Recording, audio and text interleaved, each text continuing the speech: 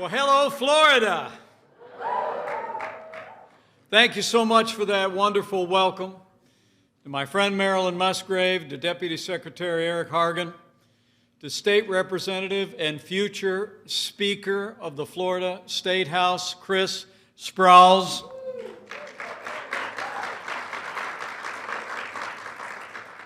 And to Pastor and Stephanie Parker here at Starkey Baptist Church. It is great to be back in church and great to be among so many champions for life.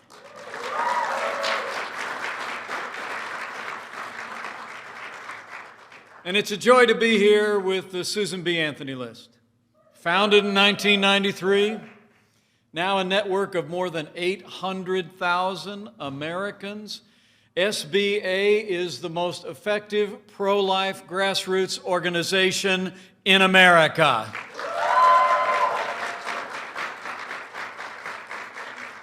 But to all the great friends who've come out today, who've labored in the cause of life all across the Sunshine State, I just first and foremost want to say thank you. Thank you for what you have done for life. Thank you for what you have done for the great movement, the sanctity of life in this country and the unborn. It is wonderful to be among friends. Thank you for coming out. And speaking of friends of mine, allow me to begin by bringing greetings from another friend of mine, a man who loves the state of Florida, and a man who is the most pro-life president in American history. I bring greetings from the 45th President of the United States, President Donald Trump.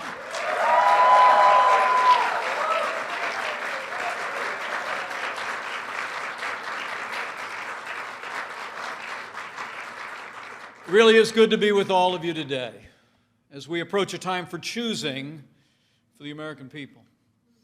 But as we gather today, I don't have to tell people here in Florida that we're also living in a time of testing. And here in Florida and all across America, we have faced challenges in the midst of the coronavirus pandemic like many of us have never seen in our lifetime.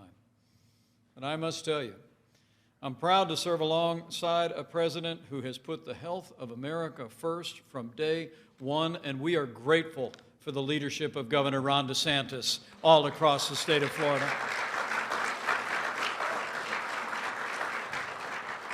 And as I heard yesterday at the White House Coronavirus Task Force meeting, because of the governor's leadership and the cooperation of the people of Florida, we're seeing encouraging trends all across the state of Florida and all across the Sun Belt. And I want to commend each and every one of you. The role you're playing in putting the health of your neighbors and your family members and people you don't even know first. And I'll make you a promise. On behalf of the President and our entire team in Washington, we're going to continue to bring the full resources of the federal government to bear to make sure the people of this community and this state have the testing, the medical supplies, and will continue to develop medicines and vaccines until we put the coronavirus in the past and open up Florida and America bigger and better than ever before.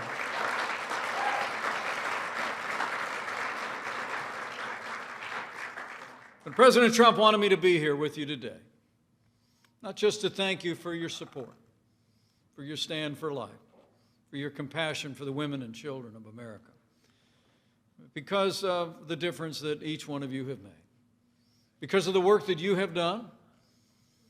We now have a pro-life champion in the White House.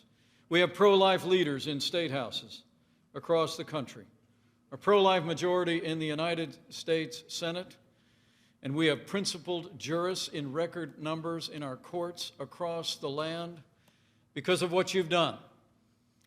Life is winning in America.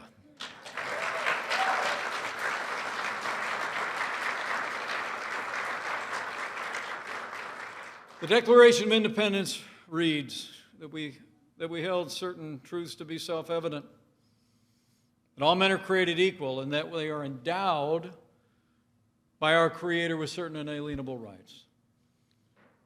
And among these are life, liberty, and the pursuit of happiness. Those words changed history. And they also put life at the center of the American experiment. And under this president, I promise you, we're going to continue to work every day to put the right to life back at the center of American law.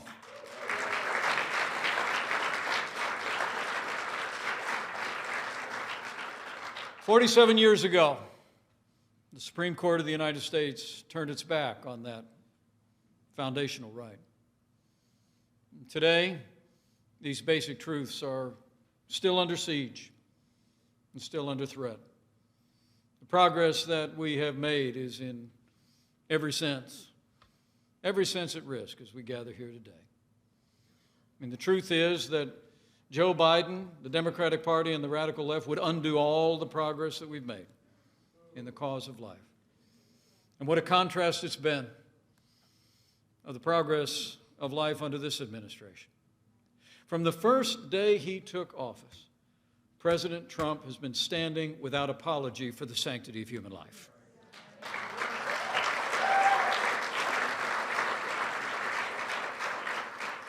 It would be just after we were in office a few days that the president reinstituted the Mexico City policy, making sure no taxpayer dollars would ever go to promote or provide abortion around the world, and then he expanded it a year later.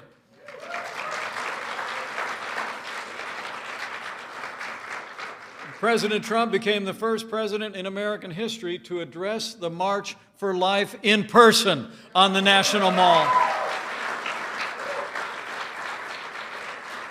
In our first year in office, the president took executive action to end the assault on the conscience rights of a group of nuns known as the Little Sisters of the Poor. And we appointed justices to the Supreme Court who were part of a 7-2 majority that ended the assault on the Little Sisters of the Poor's pro-life convictions once and for all. In fact, President Trump has appointed more conservatives to our courts of appeals than any president in American history. All told, 200 conservative judges appointed to our courts at every level. And I'm here to tell you, they are all principled conservatives who will uphold all the God-given liberties enshrined in our Constitution.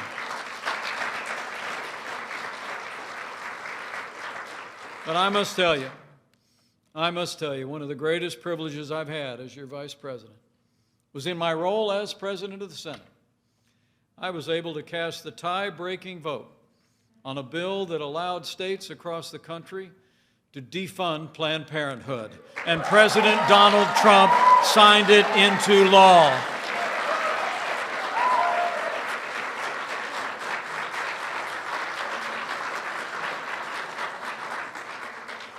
By contrast, Joe Biden and the Democratic Party would take America in the opposite direction.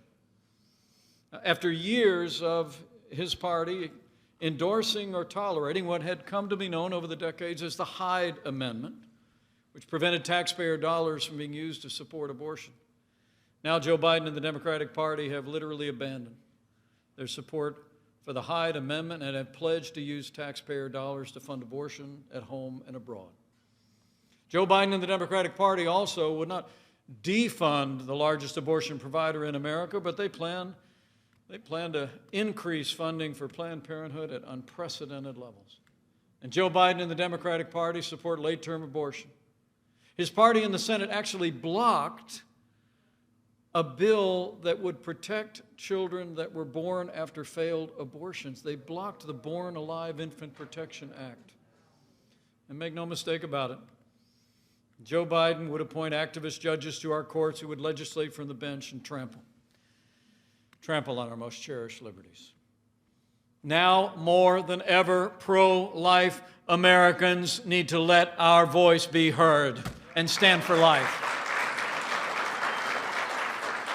In cities and states and places of worship all across this country. You need to speak out. You need to become involved. The SBA list is an organization that spans the entire nation. All of you already participate. But for any looking on, this is no time to be silent. And make no mistake about it, the radical left wants to silence pro-life Americans. Just recently, we saw the arrest of Students for Life of America. A group of students were arrested for writing "Black Preborn Lives Matter" outside a D.C. Planned Parenthood clinic. I mean, the radical left celebrates those who defend abortion, but they would prosecute those who stand for life. We've even seen Democrat-led legislators in this country stand up and cheer with the passage of bills that provide for late-term abortion. And one Democrat governor actually openly defended infanticide. The choice could not be more clear.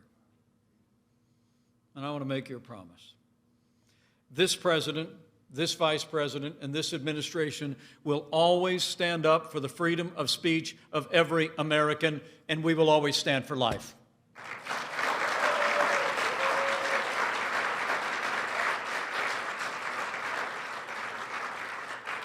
As the Bible admonishes us, we are to, and I quote, "speak up for those who cannot speak for themselves."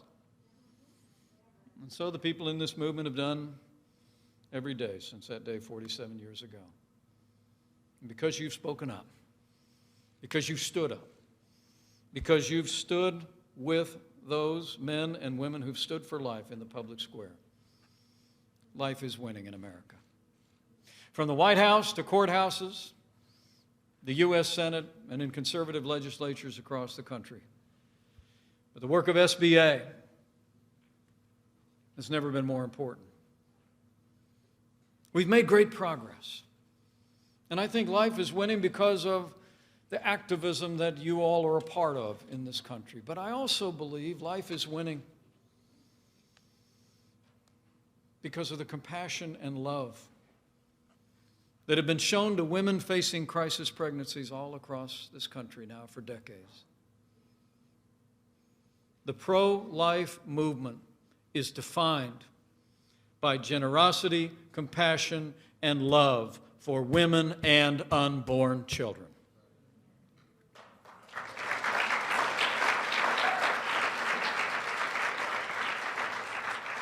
And you need look no further than ministries across the country. Crisis pregnancy centers and care centers that are ministering to needs of women in crisis pregnancies. It's truly inspiring. I stopped by one on my way here today once I landed here in Florida. It's a clinic called A Woman's Place. You know, the pro-life movement doesn't just talk the talk, you walk the walk. And I saw a wonderful clinic. I heard about all the volunteers that stepped forward along with registered nurses and healthcare professionals. The place is literally every day bustling with people ready to not just stand for life, but stand with women facing the most difficult circumstances in their lives. A Woman's Place, I learned, is part of New Life Solutions. It's a ministry that's been here in Pinellas and Hillsborough counties for 35 years, and their compassionate work has saved 10,000 babies' lives.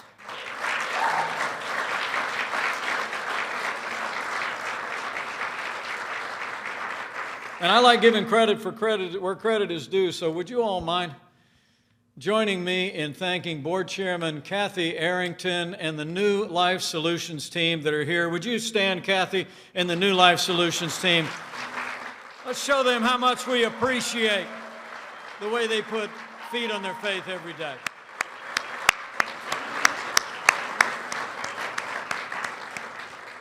What a great group. And thanks to your commitment. For 35 years in this community and in cities and towns all across America, I'm proud to report to you that there are now far more pregnancy care centers in America than abortion clinics. That is progress. And life is winning in America because of all of you. In fact, I saw that work firsthand today. We had a few minutes to meet a woman whose life was changed when she visited A Woman's Place. Kia told me she was 40 years old. pregnant, single mom. She already had a little boy in the home, and she didn't think she was able to become a mother again. She picked up the phone, she scheduled an appointment at Planned Parenthood, but before she went, she said she heard about a clinic that offered free sonograms. So she went, and for the first time, in that little room where I was just standing, she caught a glimpse of her little boy. And Kia chose life.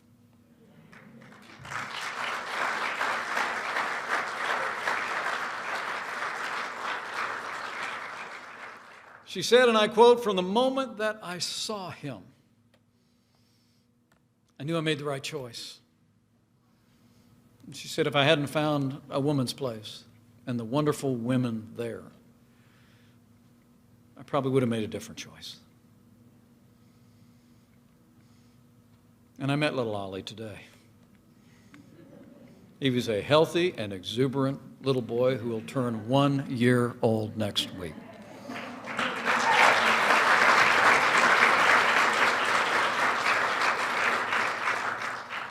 That's the difference this movement has made.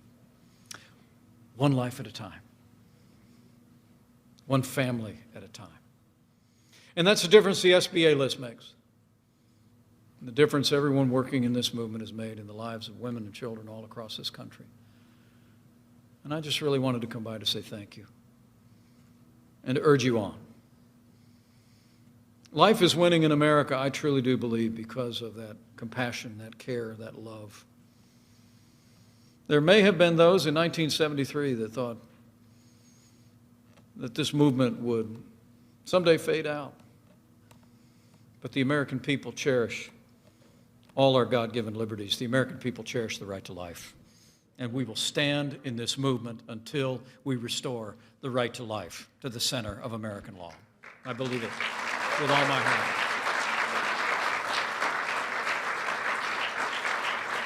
So from the White House to the courthouse, care centers, life is winning in America, but it's winning in one other way that I think is worth remembering. I think life is winning hearts and minds in the rising generation. Young people today are rightly seen by the tens of thousands on our national mall as a new pro-life generation, and so they are.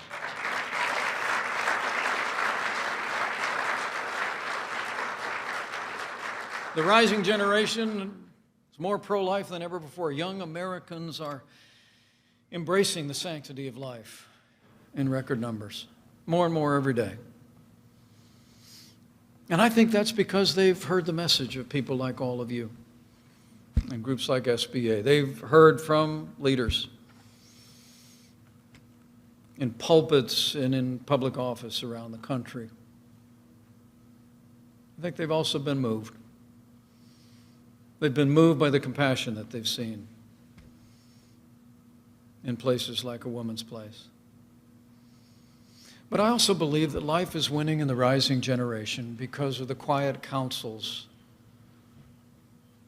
that are taking place between mothers and daughters, between grandmothers and granddaughters. I think the truth about abortion is being told. And this new generation is choosing life.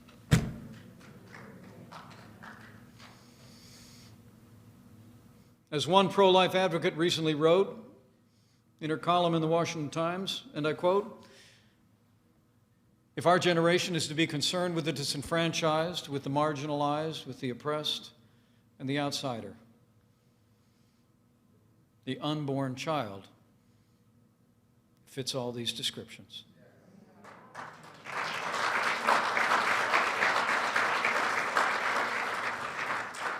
That is a voice in the rising generation.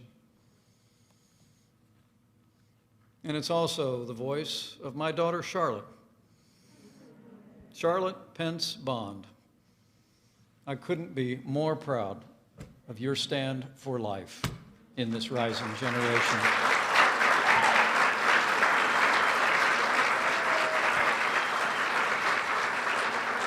So proud of you. So life is winning in America. And as we continue to work as a nation to emerge from the heartbreaking days through which we have passed, days that have seen more than 150,000 families suffer loss, as we continue to work every day to bring our nation through this time of testing, we are coming to a time for choosing. And it's never been more important to keep fighting for life, to keep caring, to keep reaching out with compassion, and to keep standing with all the men and women who stand for life in the public square. As President Trump said not long ago, quote, "Every person is worth protecting. Every human soul is divine, and every human life, born and unborn, is made in the holy image of Almighty God."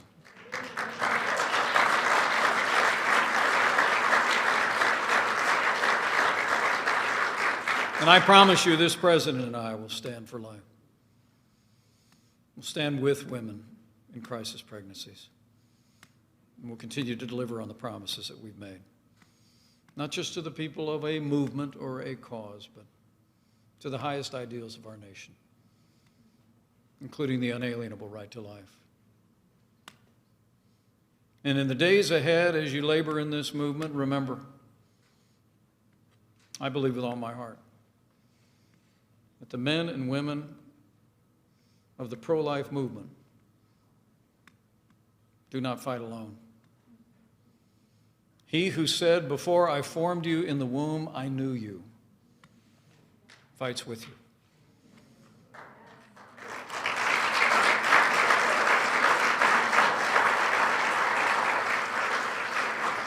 And when we make the cause of the author of life our cause, we make his work on this earth our own.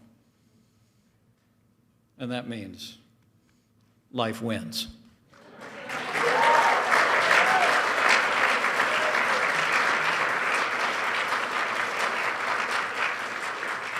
So life is winning in America, men and women of SBA and of this movement. But our work is not done yet. Alice de Tocqueville, it is attributed to have said, "America is great because America is good. If America ceases to be good, America will cease to be great." But I truly believe, with your continued support, with your dedication to the cause of life, we'll build on the extraordinary progress we've made these last 3.5 years. We'll continue to see pro-life men and women of principle elected and re-elected from the White House to the State House. And the day will come when we restore the right of life to the center of American law, and we will make America great again. Thank you very much. God bless you for all you do, and God bless America.